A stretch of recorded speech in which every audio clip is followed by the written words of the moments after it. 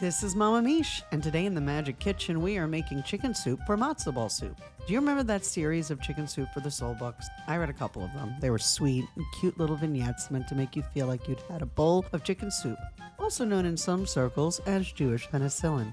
Every nice Jewish girl, and even every not so nice Jewish girl like me, has a recipe for chicken soup that they most likely got from their mother or grandmother. Like everything else she cooked, if there was a written recipe of my Momster's soup, I've never seen it. And no matter who handed the recipe down in a family tree, even if it was someone else's, chicken soup and its Pesach sister matzo ball soup are a staple of Jewish soul food.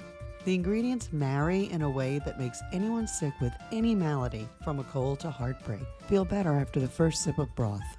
Matzo balls are known to be light and fluffy and tasteless, like big dumplings but with matzah. Big matzah sponges absorbing the subtle flavors of the broth. I didn't grow up with matzo balls that were light and fluffy, and they were not tasteless. They had a lot of flavor. My momster proudly called these lead sinkers because these heifers were dense and peppery and garlicky, and while a far cry from traditional, they were delicious. I followed the directions on the side of the matzo ball box, but I substitute schmaltz, chicken fat in lieu of oil, and a splash of club soda. Just a splash, or you'll have mush. My matzo balls are usually somewhere between the traditional and momsterized, not dense like her famous lead sinkers, but full of flavor, with a twice stolen spice and fresh dill and parsley. Ready for Seder or anytime you need some soul food. Try it. You'll like it.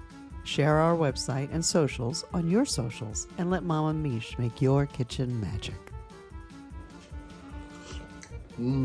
Oh, so good. Yummy good. Thanks, honey.